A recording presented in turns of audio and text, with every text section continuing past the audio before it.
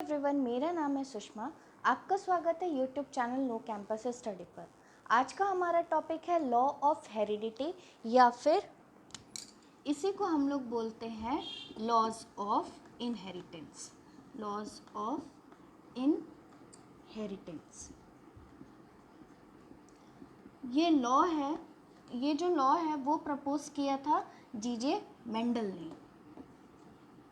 In laws को Mendel ने दिया था 1865 में। ठीक है, ये 3 लॉज हैं। पहला जो लॉ है उसको हम लोग बोलते हैं लॉ ऑफ डोमिनेंस। उसको हम लोग बोलते हैं लॉ ऑफ डोमिनेंस। दूसरा जो लॉ है उसको हम लोग बोलते हैं law of segregation. Law of segregation. और जो तीसरा लॉ है उसको हम लोग बोलते हैं law of independent assortment. Law of independent assortment.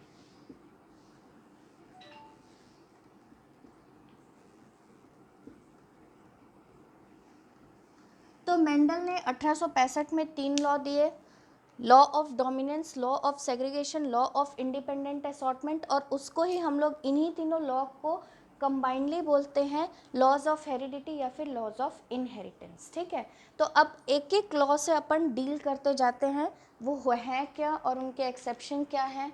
ठीक है, वो अपन देखते जाते हैं। तो पहला है हमारा लॉ ऑफ इनहेरिटेंस। ठीक है, जो पहला लॉ है वो है हमारा लॉ ऑफ इनहेरिटेंस। देखिए, जब मेंडल एक्सपेरिमेंट कर रहा था ना, तो उसने जीन्स या अलील्स ये सब यूज़ नहीं किया था। ठीक है, उसको जीन्स या अलील्स ये सब क्या होते हैं पता नहीं, मतलब उसने इंट्रोड्यूस नहीं किया था ये सब वर्ड्स को। ठीक है, वो जो वर्ड जीन्स और अलील्स के लिए यूज़ करता था वो था फैक्टर। ठीक है, पहला लॉ है हमारा लॉ ऑफ डोमिनेंस। ठीक है, लॉ ऑफ डोमिनेंस। देखिए, इस लॉ के हिसाब से मेंडल ने बोला था कि सभी कैरेक्टर्स जो होते हैं उनको कंट्रोल करने वाला एक फैक्टर होता है। मतलब आंखें एक फैक्टर से कंट्रोल होती हैं, एक फैक्टर होता है। ठीक है, वो फैक्टर आज हम क्या बोलते हैं उसको? जीन। ठीक है, उस फैक्टर को आज हम क्या बोलते हैं? जीन। तो मेंडल ने बोला था all the characters are controlled by all the characters are controlled by a factor। ठीक है, उस फैक्टर को आज हम क्या बोलते हैं? जीन। ठीक, अब ठीक है, फिर उसने दूसरा क्या बोला था कि फैक्टर हमेशा क्या होते हैं? पेयर्स में होते हैं। Factors are in pair. Factors किस में होते हैं? पेयर में होते हैं। सही बात है ना? अलील्स कभी भी सिंगल नहीं आते हैं, कैपिटल टी या स्मॉल टी या स्मॉल टी ऐसे आते हैं, सिंगल नहीं आते हैं। ठीक है, और फिर दूसरा क्या था कि एक फैक्टर दूसरे फैक्टर पे हमेशा क्या होगा? डोमिनेंट होगा। ठीक है, उन्होंने क्या वर्ड यूज़ किया था? Always dominant. मतलब हमेशा ही एक फैक्टर दूसरे फैक्टर के ऊपर डोमिनेंट होगा। ठीक है, तो इसको भी देखते हैं। One factor is dominant over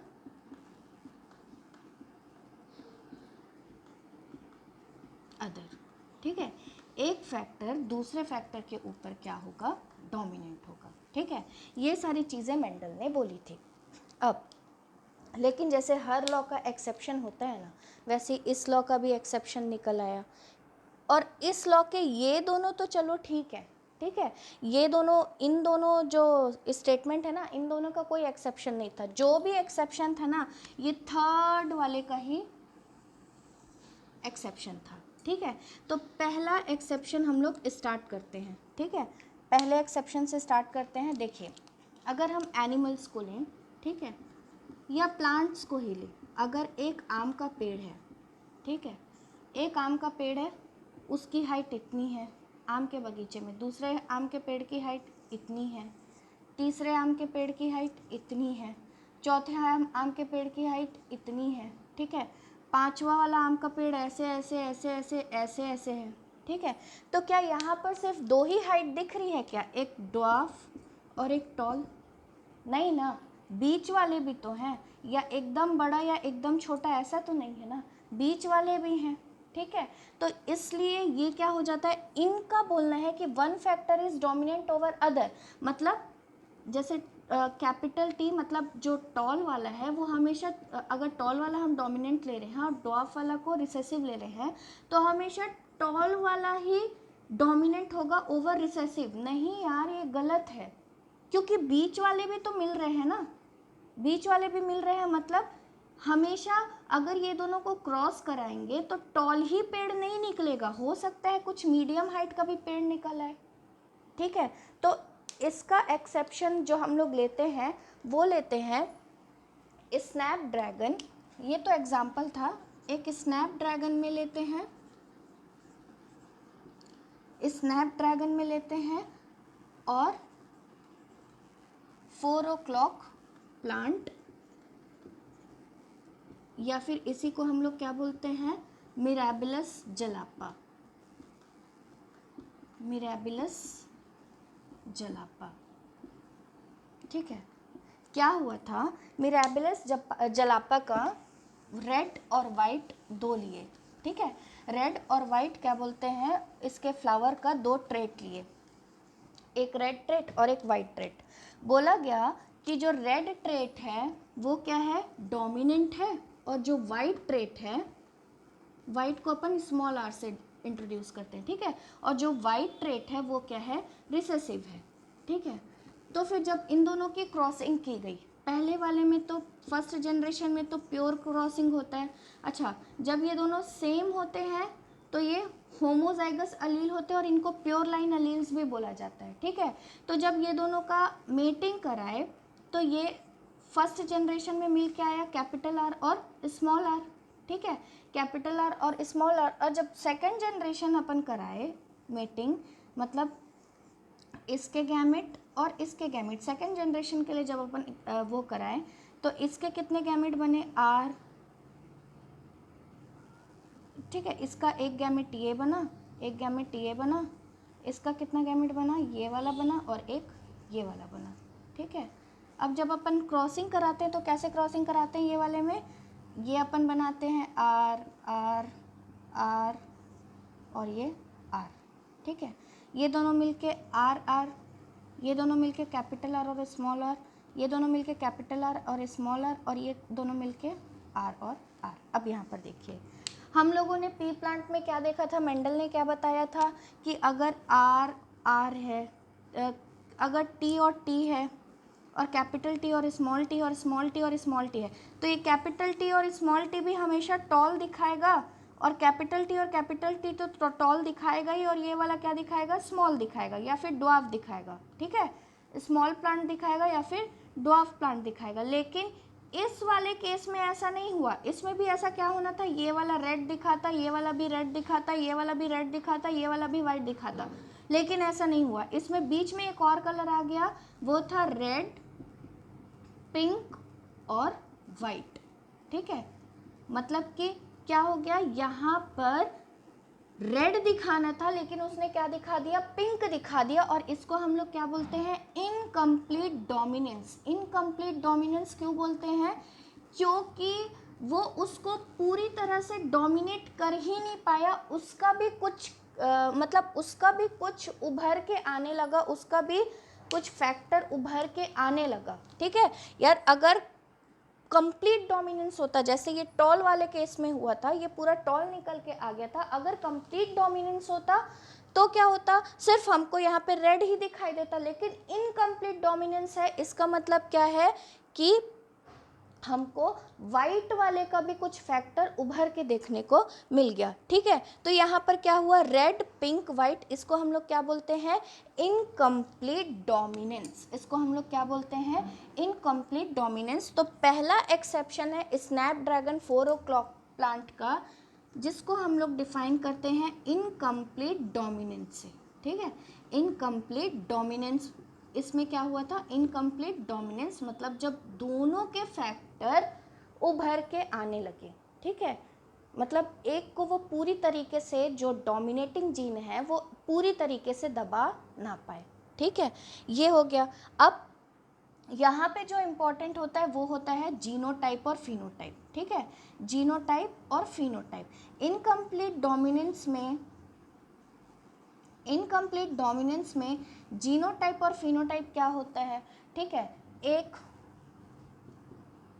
एक दो दो और ये एक, मतलब इसका जो जीन मेकअप है, आर बना है तो एक आर बना है, कैपिटल आर और स्मॉल आर दो बना है, और ये आर एक बना है, ठीक है।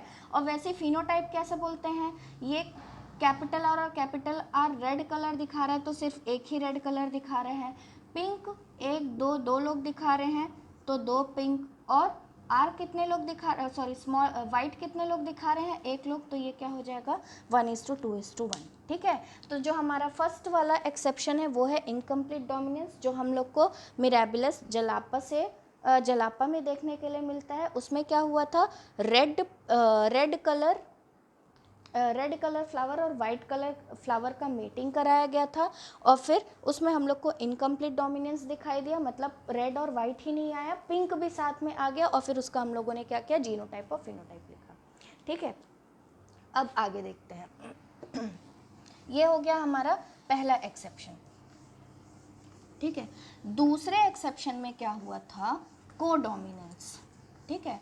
कोडोमिनेंस मतलब ना तो तुम हो डोमिनेटिंग ना तो हम है डोमिनेटिंग। देखो ये बोल रहे हैं सिर्फ एक ही फैक्टर डोमिनेट करेगा ना, ठीक है, एक फैक्टर डोमिनेट करेगा, लेकिन दूसरा हमारा, इसको हम लोग यहाँ पे ना ब्रैकेट में क्या लिख सकते हैं, इनकम्प्लीट डोमिनेंस,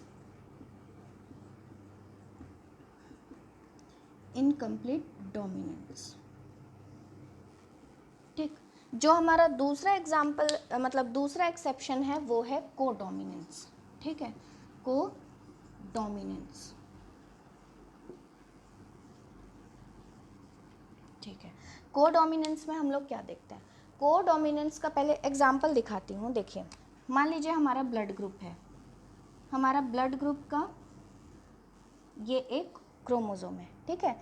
एंटीजन अगर ए ब्लड ग्रुप है तो हम लोग किससे रिप्रेजेंट करते हैं, आई ए, और ये आई के ऊपर आई, ये कोई भी रोल प्ले नहीं करता है, ठीक है, ये नल रहता है, मतलब इसका कुछ भी शो नहीं होता है। शो किसका होता है, ए का शो होता है, ठीक है। तो ये हम लोग क्या बोलते हैं, ए ब्लड ग्रुप है, ठीक।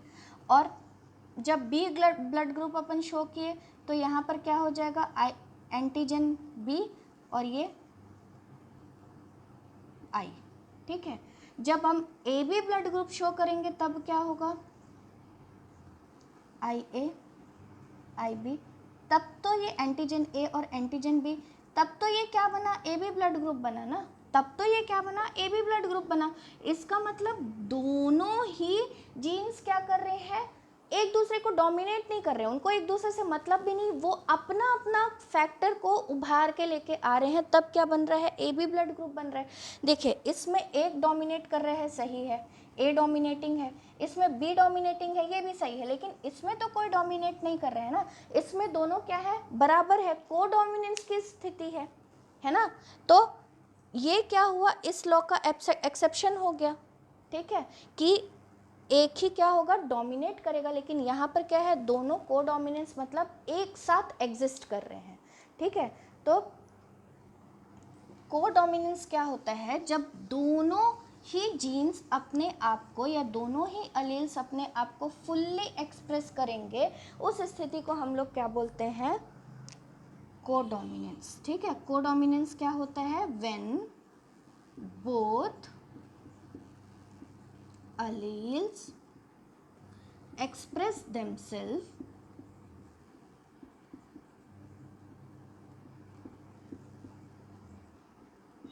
fully, तो वो क्या होता है, कोडोमिनेंस, तो वो क्या होता है, कोडोमिनेंस होता है, ठीक है। अब देखिए इसका जो नेक्स्ट है वो है मल्टीपल अलील्स, मल्टीपल अलील्स। इसको अपन देखते हैं। देखिए, one factor is dominant over other, इसका मतलब क्या है, दो ही फैक्टर होंगे, या तो टॉल टॉल होगा या तो स्मॉल स्मॉल होगा, तीसरा कुछ नहीं होगा। लेकिन ये भी गलत है। अगर हम लोग अपने ब्लड ग्रुप को ही देखें तो एक ह्यूमन पॉपुलेशन में क्या होता है, एंटीजन ए वाला ब्लड ग्रुप भी होता है, ठीक है, एंटीजन बी वाला भी ब्लड ग्रुप होता है, सॉरी, एंटीजन बी वाला भी ब्लड ग्रुप होता है, एंटीजन ए बी वाला भी ब्लड ग्रुप होता है, ठीक है, और एक ऐसा भी ब्लड ग्रुप होता है जिसका कोई एंटीजन नहीं होता, मतलब वो ओ ब्लड ग्रुप, ये ए बी ब्लड ग्रुप, ये बी ब्लड ग्रुप और ये ए ब्लड ग्रुप, ठीक है। तो ये दो ही फैक्टर थोड़ी ना है यार, अगर ब्लड ग्रुप को कोई रिप्रेजेंट कर रहा है तो कितने सारे फैक्टर हैं, ठीक है। तो इसको हम लोग क्या बोलते हैं, मल्टीपल अलील्स। एक पॉपुलेशन में बहुत सारे अलील्स एक साथ एग्जिस्ट कर रहे हैं ना, सिर्फ दो ही थोड़ी ना है कि ए और बी ही है ना। तो इसको हम लोग क्या बोलते हैं, मल्टीपल अलील्स, ठीक है।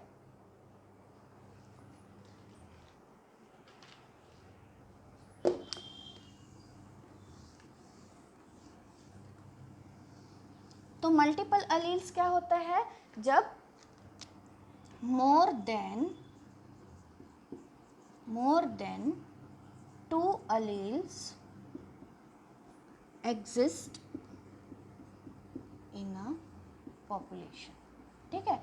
एक पॉपुलेशन में दो अलील से ज़्यादा एग्जिस्ट करेंगे तो उसको हम लोग क्या बोलते हैं, मल्टीपल अलील्स या फिर मल्टीपल एलीलिज्म, ठीक है। अब हमारा नेक्स्ट ये हो गया हमारा लॉ ऑफ डोमिनेंस, ठीक है। अब जो हमारा नेक्स्ट है वो लॉ ऑफ सेग्रीगेशन है, ठीक है।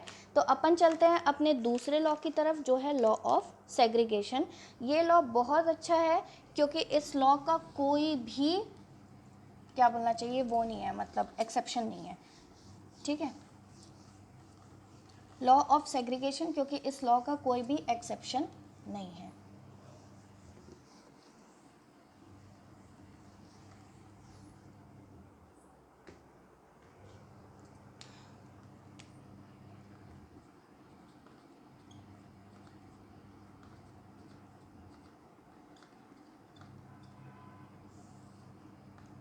ठीक, लॉ ऑफ सेग्रीगेशन।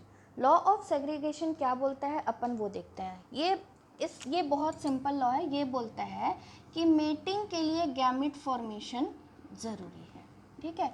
ये बोलता है मेटिंग के लिए गैमेट फॉर्मेशन ज़रूरी है और ये बात एकदम सही है, इसलिए इसका कोई भी एक्सेप्शन नहीं है। और इसी लॉ को हम लोग क्या बोलते हैं, law of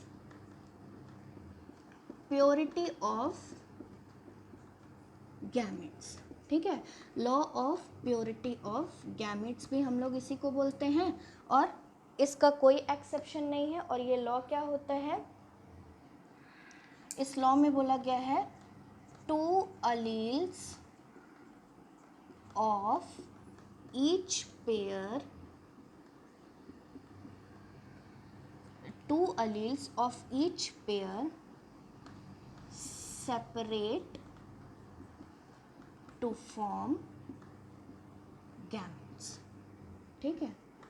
to alleles of each pair separate to form gametes, ठीक है। और इस लॉ का कोई भी एक्सेप्शन नहीं है। तो ये लॉ यहीं पे ख़त्म। अब जो हमारा तीसरा लॉ आता है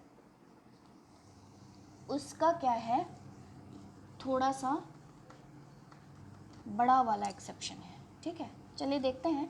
तीसरा लॉ देखने से पहले मैं आप लोगों को मोनोहाइब्रिड और डाईहाइब्रिड क्रॉस बता देती हूँ, ठीक है। एक होता है मोनोहाइब्रिड क्रॉस,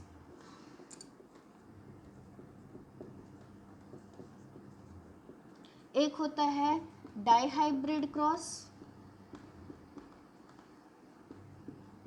और एक होता है टेस्ट क्रॉस, ठीक है। ये तीनों पहले मैं आप लोग को बता देती हूँ कि क्या होता है। देखिए, मोनोहाइब्रिड क्रॉस, जब हम लोग ना एक ही ट्रेट का स्टडी करते हैं तो उस क्रॉस को हम लोग क्या बोलते हैं, मोनोहाइब्रिड क्रॉस, ठीक है। जब स्टडी ऑफ सिंगल ट्रेट, जब हम लोग एक ही ट्रेट का स्टडी करते हैं तो वो क्या कहलाता है, मोनोहाइब्रिड क्रॉस। जैसे अपन ने सिर्फ हाइट की स्टडी की, ठीक है, कैपिटल टी और स्मॉल टी ही बस लिया और इसकी स्टडी की, ठीक है, कि ये क्या बना रहा है, तो ये क्या कहलाता है, मोनोहाइब्रिड क्रॉस। ठीक है, ये सेल्फिंग कराने के लिए जब अपन देखते हैं, यहाँ पे अपन ने बनाया,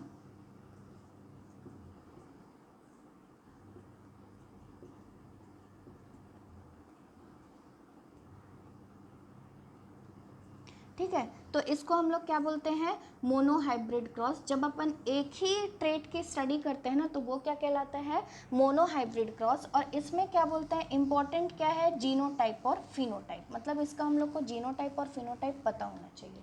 ठीक है, इसमें जीनोटाइप क्या होता है, 1:2:1।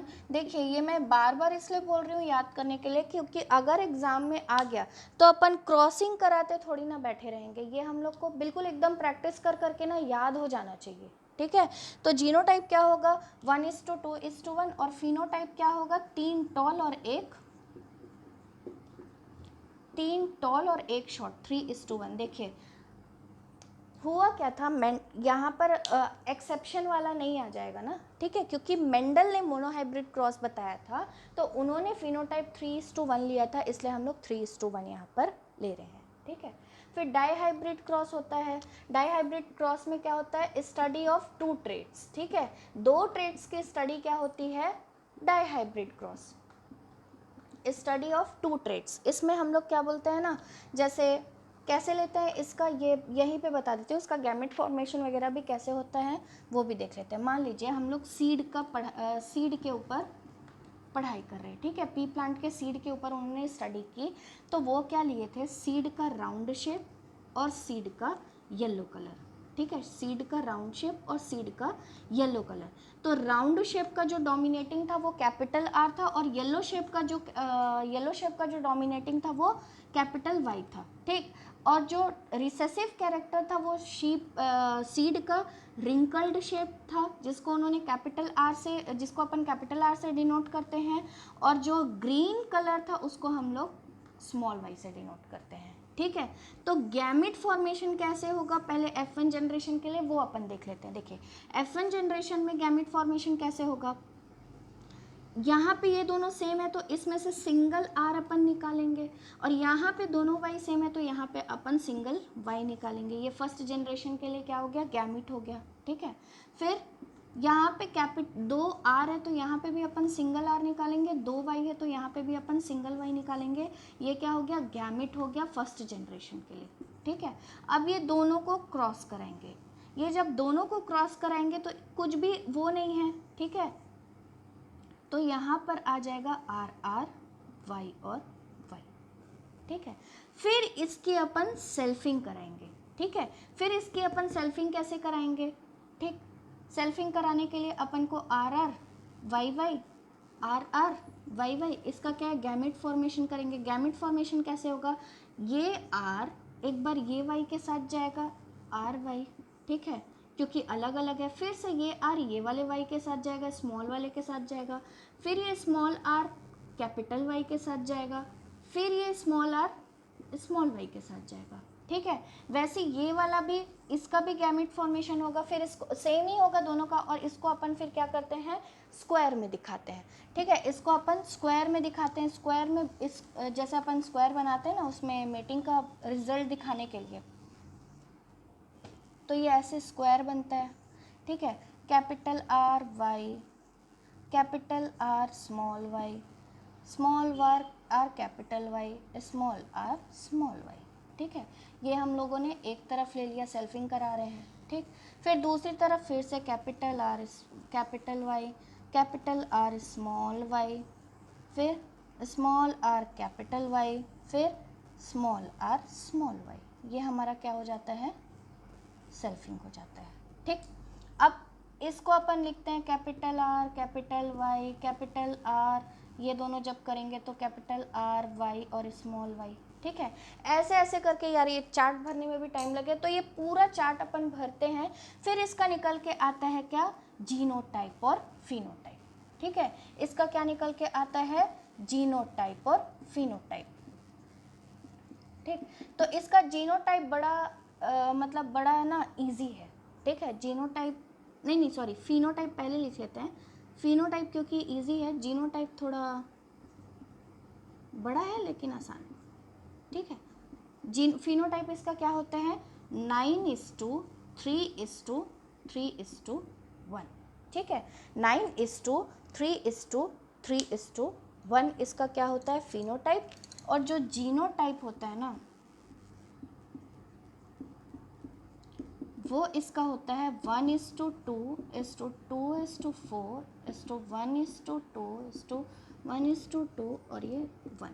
ठीक है, इसको याद करने का तरीका क्या है, 1:3 और 3:3 9। 1:3 3:3 ठीक है, तो 9 3 3 और ये 1। ठीक है, अब फिर नेक्स्ट जीनोटाइप को याद करने का तरीका, ये 1:2 एक बार लिखा, फिर इसको हमने डबल कर दिया। ठीक, फिर रिपीट करते गए 1:2 1:2 और आखिरी में 1 डाल दिया। ठीक है, तो ये क्या है, इसका जीनोटाइप। अब अगला हम लोग टेस्ट क्रॉस देखते हैं। ठीक है, अगला हम लोग टेस्ट क्रॉस देखते हैं। देखो, ओप्स, चलिए कोई नहीं, ये आपने नोट कर लिया होगा। ठीक है, अगला हम लोग क्या देखते हैं, टेस्ट क्रॉस। टेस्ट क्रॉस का मतलब क्या है, मतलब देखो, ये मान लीजिए ये कैपिटल टी का क्रॉस हुआ और ये स्मॉल टी का क्रॉस हुआ, ये कैपिटल टी और स्मॉल टी आया। ठीक है, फिर क्या बोलते हैं, इसका जब गैमेट फॉर्मेशन हुआ सेकेंड जनरेशन में, एक कैपिटल टी बना, फिर ये वाला बना, फिर ये वाला बना और ये वाला बना। ठीक है, ये F2 जनरेशन हो गया, ये F1 जनरेशन हो गया। ठीक, तो अब अगले को ये नहीं पता है ना, मान लीजिए ये क्रॉसिंग हुआ, मेंडल ने मान लीजिए ये क्रॉसिंग कराई। ठीक है, वो थोड़े दिन बाद भूल गया, यार मैं क्रॉस किसको कराया था, कैपिटल टी को कराया था स्मॉल टी के साथ, क्योंकि वो तो मतलब अगर वो इसको भी क्रॉस कराता है, कैपिटल टी और स्मॉल टी को भी क्रॉस कराता है स्मॉल टी के साथ, ठीक है, तो भी टॉल प्लांट मिलेंगे। कैपिटल टी और स्मॉल टी को कराता है तो भी क्या मिलेंगे, टॉल प्लांट्स मिलेंगे। तो उसको जीनोटाइप कैसे पता चलेगा, जीन मेकअप कैसे पता चलेगा। ठीक है, तो फिर किसी ने मेंडल को आइडिया दिया, यार तुम टेस्ट क्रॉस करा लो। ठीक है, तो वो बोले जो रिसेसिव पेयर होता है ना, उसके साथ टेस्ट क्रॉस करा लो, तो तुमको पता चल जाएगा कि आखिर तुमने किसके साथ क्रॉस कराया था। ठीक है, बोलने का मतलब है मेंडल को ये नहीं पता चल पा रहा था, मतलब मेंडल नहीं, यहाँ पे मेंडल का एग्जाम्पल ले रही हूँ कि क्रॉसिंग इसके साथ हुई है कि इसके साथ हुई है। ठीक है, मतलब हमने मेटिंग के लिए इसको यूज़ किया है या इसको यूज़ किया है, ये पता नहीं है हम लोगों को। ठीक है, अपन ने ए लिया, इसकी क्रॉसिंग करा दी। ठीक है, अपन ने बी लिया और इसकी क्रॉसिंग करा दी। अब हम लोग को पता ही नहीं है कि ये ए कैपिटल टी है या फिर स्मॉल टी ये वाला है। ठीक है, और बी ये है या फिर ये है। ठीक है, कैपिटल टी और ये वाला है। तो इस बात का पता लगाने के लिए जो प्रोसेस अपनाई गई ना, उसको हम लोग क्या बोलते हैं, टेस्ट क्रॉस। उसको अपन क्या बोलते हैं, टेस्ट क्रॉस। ठीक है, तो टेस्ट क्रॉस कैसे किया गया, टेस्ट क्रॉस में जो रिसेसिव पेयर है उसके साथ हम लोग क्या कराते हैं, जो रिसेसिव वाला होता है ना, उसके साथ हम लोग क्या कराते हैं, मेटिंग कराते हैं। ठीक है, रिसेसिव वाला क्या है, कैपिटल टी और ये। ठीक है, सॉरी स्मॉल टी रिसेसिव है। मान लीजिए ये ए है। ठीक है, ए की हमने क्रॉसिंग कराई, अभी ए में हम लोग कैपिटल टी और कैपिटल टी ले रहे हैं। ठीक, तो ए में जब अपन क्रॉसिंग कराएंगे कैपिटल टी और कैपिटल टी, यहाँ पे मान लीजिए अपन ने ए को ले लिया, तो F1 जनरेशन में क्या मिलेगा, ये मिलेगा। ठीक है, F2 जनरेशन में हम लोग को क्या मिलता है, capital T small T, capital T small T और ये वाला मिलता है। ठीक, ये हो गया हमारा पहला वाला, जब हमने इसकी क्रॉसिंग कराई। ठीक, ये पहली कंडीशन आ गई। दूसरी कंडीशन में अपन क्या देखते हैं, जब अपन इसके साथ क्रॉसिंग कराते हैं। ठीक है, इसके साथ जब अपन क्रॉसिंग कराते हैं तो क्या होता है, देखिए यहाँ पर क्या होगा, गैमिड भी 2 बनेंगे, F1 जनरेशन में ही 2 गैमिड बन जाएंगे। ठीक है, और ये स्मॉल टी, तो एक बार क्या बनेगा, टी और टी, एक बार क्या बनेगा टी और टी, ठीक है। ये F1 जनरेशन में ही 2 आ गए, जबकि हम लोग को क्या था F1 जनरेशन में यहाँ एक ही मिल रहा था, ठीक। फिर जब F2 जनरेशन में जाएंगे सेल्फिंग कराने तो ट्रेड्स हम लोग को और ज़्यादा मिलते जाएंगे। तो इससे हम लोग को पता चल गया क्या कि हम लोग जब टी और टी की क्रॉसिंग करा रहे थे तो हमको ट्रेड्स कम मिल रहे थे, और जब हम लोगों ने ये वाले की क्रॉसिंग कराई तो हमको ट्रेड्स ज़्यादा मिल रहे थे, है ना। तो इससे ही वो समझ गए कि हाँ यार, हमारा कैपिटल टी हमने लिया था, डोमिनेटिंग लिया था या हेट्रोजाइगस लिया था, मतलब या हमने होमोजाइगस एलील्स लिया था या फिर हमने हेट्रोजाइगस लिया था। तो होमोजाइगस या हेट्रोजाइगस जो भी लो टेस्ट क्रॉस में क्या कराते हैं, रिसेसिव पेयर के साथ, जो रिसेसिव अलील होता है उसके साथ क्रॉसिंग कराते हैं, ठीक है। तो यहाँ पर हमारा टेस्ट क्रॉस कंप्लीट होता है। अब हम देखते हैं थर्ड लॉ जो है लॉ ऑफ इंडिपेंडेंट असॉर्टमेंट, ठीक है। हमारा थर्ड लॉ है इंडिपेंडेंट असॉर्टमेंट। इस लॉ में क्या होता है, क्रॉसिंग में जो गैमेट फॉर्म होते हैं ना, क्रॉसिंग में जो गैमेट फॉर्म होते हैं वो किसी भी, मतलब कोई भी किसी के साथ भी जा सकता है, ठीक है। लॉ ऑफ इंडिपेंडेंट असॉर्टमेंट,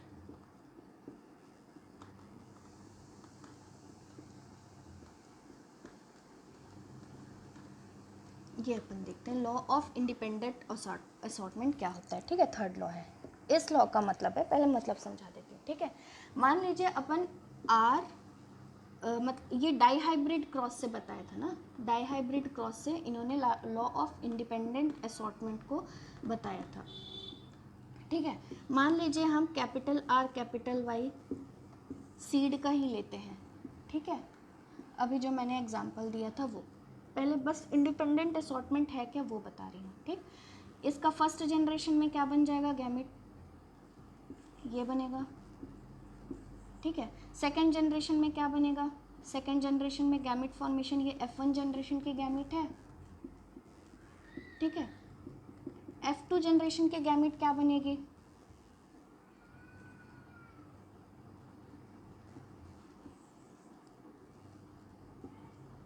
ठीक। F2 जनरेशन की गैमेट क्या बनेगी, एक बार ये कैपिटल R कैपिटल Y के साथ जाएगा, कैपिटल R फिर स्मॉल y के साथ जाएगा, ठीक है। स्मॉल r कैपिटल Y के साथ जाएगा और स्मॉल r स्मॉल y के साथ जाएगा। देखो ये हुआ F2 जनरेशन का गैमेट, यहाँ पे भी गैमेट लिख देते हैं, गैमेट फॉर्मेशन, और यहाँ पे भी क्या लिख देते हैं, गैमेट फॉर्मेशन, ठीक। अब देखिए यहाँ पे क्या ऐसा हुआ कि कैपिटल R का अगर ओरिजिन कैपिटल Y के साथ है तो वो सिर्फ कैपिटल Y के साथ ही रहेगा, ऐसा नहीं है ना, वो तो स्मॉल y के साथ भी गया। अगर स्मॉल r का ओरिजिन स्मॉल y है तो वो सिर्फ स्मॉल y के साथ ही रहेगा, ऐसा तो नहीं हुआ, ये कैपिटल Y के साथ ही है। तो इसी को हम लोग बोलते हैं लॉ ऑफ इंडिपेंडेंट असॉर्टमेंट, जहाँ पे पेयर ऑफ अलील्स जो है, ये अलील्स के जो पेयर हैं ये सेपरेट होते हैं गैमेट फॉर्मेशन के लिए इंडिपेंडेंटली, मतलब ये इंडिपेंडेंट होके सेपरेट होते हैं, अपने से चुनते हैं हमको किसके साथ जाना है, ठीक है। ऐसा नहीं है कि ये सिर्फ इसके साथ ही जाएंगे या जिसके साथ ओरिजिन है, मतलब कैपिटल R अगर कैपिटल Y के साथ आया है तो ये सिर्फ कैपिटल Y के साथ ही रहेगा, ऐसा नहीं है, ठीक है। ये स्मॉल y के साथ भी जा सकता है, यही है हमारा क्या, लॉ ऑफ इंडिपेंडेंट असॉर्टमेंट, ठीक है। तो इसको हम लोग कैसे लिखते हैं, pairs of Aleel separate independently, इसको हम लोग लिखते हैं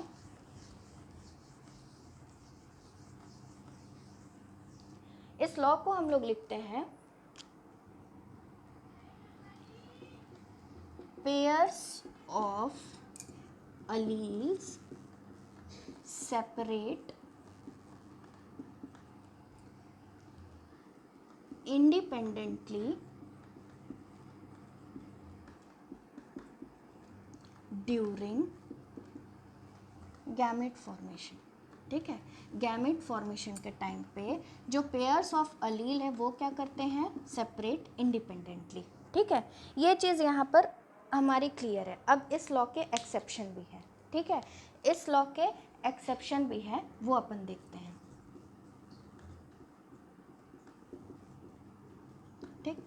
इस लॉ का जो सबसे बड़ा एक्सेप्शन है, उस एक्सेप्शन का नाम है लिंकेज। ठीक है, उस एक्सेप्शन का नाम क्या है? लिंकेज। लिंकेज हम लोगों को अलग से हमारे सिलेबस में एक टॉपिक ही दिया हुआ है। ठीक है, तो इसको ध्यान से देखिए। लिंकेज, लिंकेज अपन देखते हैं। लिंकेज का मतलब क्या है पहले वो समझा देती हूँ। मतलब एक दूसरे से लिंक रहना। ठीक, लिंकेज, और लिंकेज में ही एक वर्ड आता है क्रॉसओवर। ठीक है, ये पहले मैं आप ये दोनों वर्ड क्या होते हैं, इसका मतलब क्या होता है, पहले वो समझा देते हैं। ठीक, मान लीजिए एक क्रोमोसोम है। ठीक, ये इसका एक फैक्टर ए है, इसका एक फैक्टर बी है, फिर यहाँ पर सी है, यहाँ पर डी है। ठीक, ये दूसरा, ये दोनों होमोलोगस क्रोमोसोम है ना। ठीक है, होमोलोगस क्रोमोसोम है ये दोनों। ये दूसरा वाला है, ये इसका एक फैक्टर स्मॉल ए है, दूसरा फैक्टर स्मॉल बी है, तीसरा फैक्टर सी है, स्मॉल सी, और चौथा फैक्टर स्मॉल डी है। ठीक है, ये हो गया। अब अपन देखते हैं कि क्या बोलते हैं, क्रॉस ओवर क्या होता है। हम लोगों ने देखा था पहले भी, अभी भी, आज भी बता देती हूँ। मियोसिस वन के प्रोफेज 1 वाले स्टेज में क्या होता था? क्रॉसिंग होती थी। क्रॉसिंग कैसे होती थी? दो होमोलोगस क्रोमोसोम ऐसे पास आते थे। ठीक है, दो होमोलोगस क्रोमोसोम ऐसे पास आते थे और एक दूसरे के ऊपर अपना जेनेटिक मटेरियल छोड़ के चले जाते थे। ठीक है, एक दूसरे के ऊपर क्या करते थे? अपना जेनेटिक मटेरियल छोड़ जाते थे। जैसे मान लो ये रेड वाले का जेनेटिक मटेरियल है। ठीक है, तो इसका कुछ पार्ट वो क्या करता था? ब्लू वाले के ऊपर छोड़ देता था। इसी को हम लोग क्या बोलते थे? रिकॉम्बिनेशन बोलते थे। ठीक है, इसी को हम लोग क्या बोलते थे? रिकॉम्बिनेशन। ये दोनों फिर जब अलग होते थे तो क्या होता था? ये अगर ब्लू वाला है, ठीक है, ये अगर ब्लू वाला है तो इसके ऊपर क्या होता था? कुछ रेड वाला पार्ट आ जाता था, फिर नीचे पूरा ब्लू ब्लू ही रहता था। ठीक है, ये उसका कुछ जेनेटिक मटेरियल लेके आ जाता था और रेड वाला क्या करता था?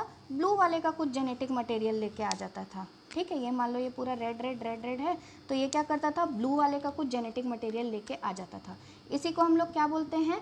Crossing over. ठीक है, इसी को हम लोग क्या बोलते थे? क्रॉसिंग ओवर, जो मियोसिस 1 के प्रोफेज 1 में होता था। ठीक है, क्रॉस ओवर, या फिर इसको हम लोग क्या बोलते थे? रिकॉम्बिनेशन। ठीक है, रिकॉम्बिनेशन भी बोलते थे या क्रॉसिंग ओवर भी बोलते थे। और ये क्यों होता था? जेनेटिक मटेरियल एक्सचेंज करता था, जेनेटिक मटेरियल एक्सचेंज होता था इस प्रोसेस से। ठीक है, मटेरियल रीशफल होता था या फिर एक्सचेंज भी यूज़ कर सकते हैं। ठीक, तो ये क्रॉस ओवर हुई। लेकिन अगर मान लो हम ये ए और बी को क्रॉस कराते हैं और इसको क्रॉस कराते हैं तो क्या होगा? ठीक है, अगर हम लोग ये वाले को क्रॉस कराएं, ये कैपिटल ए, कैपिटल बी, ठीक है, और ये सी और ये डी। ठीक है, और ये रेड वाले का स्मॉल ए, स्मॉल बी, कैपिटल सी और कैपिटल डी। जब ये दोनों की क्रॉसिंग हुई, ठीक है, जब ये दोनों की क्रॉसिंग हुई तो क्या हुआ? ये इसके ऊपर मान लो ऐसा इम्प्लांट कर गया, ये वाला। ठीक है, ये वाला जीन इसके ऊपर ऐसा इम्प्लांट कर गया। इसका भी अपना स्मॉल ए है, स्मॉल बी है, और स्मॉल सी और स्मॉल डी, ऐसा ऐसा करके स्मॉल सी और ये स्मॉल डी है। ठीक, अब जब रिजल्ट हम लोगों ने देखा तो हम लोगों ने क्या देखा? यहाँ पर स्मॉल ए, स्मॉल बी है। ठीक है, और यहाँ पर क्या हुआ? कुछ पार्ट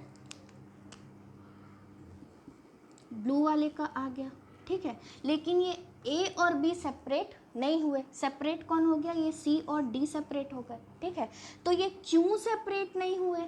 क्यों सेपरेट नहीं हुए? क्योंकि ये आपस में लिंक थे, पास पास थे। इसका मतलब फैक्टर्स जितने पास रहेंगे या जीन्स जितने पास रहेंगे, अलील्स जितने पास रहेंगे, लिंकेज की टेंडेंसी उतनी ज़्यादा होगी और क्रॉसिंग ओवर में रिकॉम्बिनेशन उतना ही कम हो जाएगा।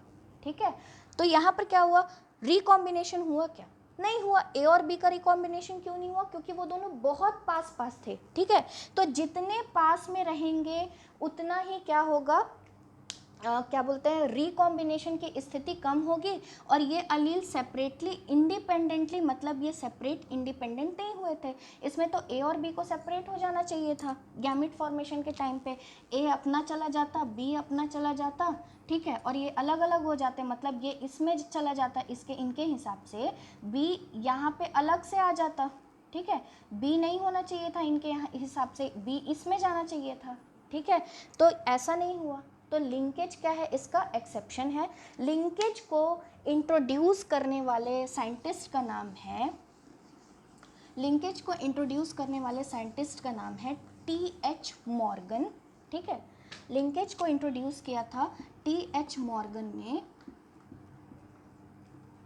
और लिंकेज को इंट्रोड्यूस किया था टी.एच. मॉर्गन ने, और इन्होंने जिस पे एक्सपेरिमेंट किया था, देखो मेंडल, एम फॉर मेंडल, वो क्या किया था, प्लांट पे एक्सपेरिमेंट किया था, एम फॉर मॉर्गन, मॉर्गन ने एनिमल पे स्टडी किया था, और जिस पे उन्होंने स्टडी किया था उसको हम लोग बोलते हैं डॉर्सोफिला, ठीक है, और इन्होंने 4 ट्रेट्स पे स्टडी किया था, डॉर्सोफिला के 4 ट्रेट्स पे स्टडी किया था, ठीक है, एक था आई, 2 कैरेक्टर और 4 ट्रेट्स थे, आई और क्या बोलते हैं आपका, आई और बॉडी था, ठीक है, नहीं, ठीक है, नहीं, 2 ही ट्रेट्स थे और 2 ही कैरेक्टर थे, ठीक है, 2 ट्रेट्स थे और 2 कैरेक्टर थे, आई का कलर था और क्या बोलते हैं बॉडी का कलर था, ठीक है, तो जो इन्होंने आई का कलर लिया था वो था रेड,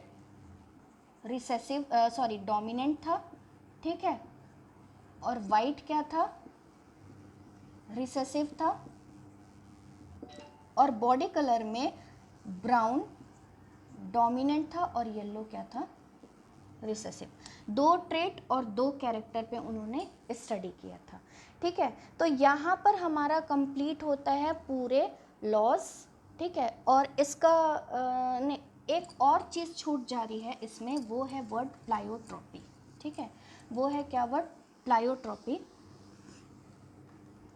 एक वर्ड छूट जा रहा है जिसको हम लोग बोलते हैं टर्म प्लायोट्रॉपी, उसको भी एक्सप्लेन करके फिर ये वीडियो यहीं पे ख़त्म होता है। एक वर्ड है प्लायोट्रॉपी,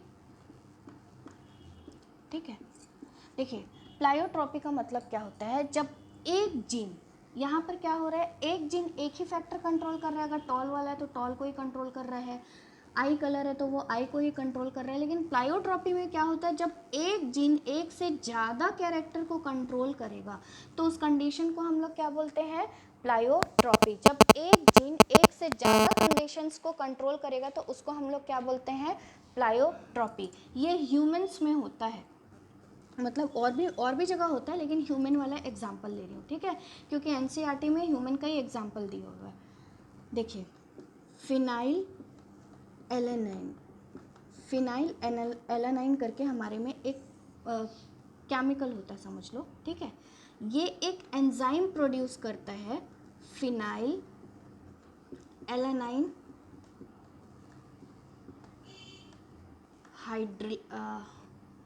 हाइड्रलेस, मैंने स्पेलिंग कुछ गड़बड़ कर दी है, फिनाइल एलेनाइन हाइड्रोक्सीलेस होता है यार, हाइड्रोक्सीलेस, ठीक है, OH ग्रुप जुड़ता है तो ये क्या हो जाता है, हाइड्रोक्सी, और फिर लेस क्या रिप्रेजेंट करता है, एंजाइम को, ठीक है, जब ये फॉर्म होता है ना तो ये कई सारे कैरेक्टर्स को कंट्रोल करता है, जैसे कि स्किन फॉर्मेशन के लिए, स्किन फॉर्मेशन को कंट्रोल करता है, मतलब किसको कंट्रोल करता है, मेलानिन को कंट्रोल करता है, ठीक है, फिर दूसरा क्या, थायरॉक्सिन हार्मोन को कंट्रोल करता है, ठीक, फिर एड्रेनलिन हार्मोन को भी कंट्रोल करता है, तो ये कई सारे फैक्टर को कंट्रोल करता है, ठीक है, तो ये क्या शो कर रहा है, प्लायोट्रॉपी, ठीक है, ये क्या शो कर रहा है, प्लायोट्रॉपी, इसके एब्सेंस में अगर ये बंद हो जाए, इफ स्टॉप्स फॉर्मिंग, तो एक डिजीज़ हो जाती है, ठीक है, एक डिजीज़ होती है जिसको हम लोग बोलते हैं फिनाइल कीटोन्यूरिया, ठीक है। इस डिजीज़ में क्या होता है, कई लोगों का आप लोगों ने देखा होगा, मतलब स्किन वाइट वाइट दिखती है और हेयर पूरे ब्राउन ब्राउन दिखने लगते हैं, ठीक है। तो वो ही ये डिजीज़ होती है जिसमें क्या होता है, फिनाइल एलेनिन हाइड्रोक्सिलेज बनना बंद हो जाता है, ठीक है। तो अल्टीमेटली क्या होगा, मेलानिन फॉर्मेशन स्टॉप हो जाएगा, ठीक है। तो वो डिजीज़ क्या होती है, फिनाइल कीटोन्यूरिया। तो अपन लिख लेते हैं। अब ये ऐसा क्यों होता है, क्योंकि पिगमेंटेशन क्या होता है, बंद हो जाता है, ठीक है। ये मेलानिन क्या करता है, पिगमेंटेशन का ही तो काम करता है ना, स्किन को कलर देने का, तो वो क्या हो जाता है, बंद हो जाता है। तो फिर फिनाइल कीटोन्यूरिया नाम की एक डिजीज़ होती है, ठीक है।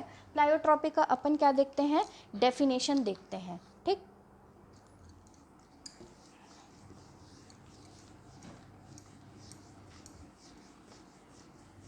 पे क्या होती है, इट इज़ द, ये एक फिनोमिनन होता है, it is a phenomena in which a gene controls many characters, ठीक है। एक जीन क्या करता है, बहुत सारे क्या बोलते हैं, कैरेक्टर को कंट्रोल करता है इन अ मैनी फिनोटाइप कैरेक्टर्स, मतलब अपीयरेंस को कंट्रोल कर रहा है ना, तो फिनोटाइप कैरेक्टर्स, ठीक है। तो यहाँ पर हमारा आज का कंप्लीट होता है। अगर आप लोगों को मेरा ये टॉपिक पसंद आया, समझ आया, तो प्लीज़ प्लीज़ प्लीज़ शेयर ज़रूर करें, ज़्यादा से ज़्यादा लोगों के साथ शेयर करें और लाइक करें और सब्सक्राइब करें। Thank you.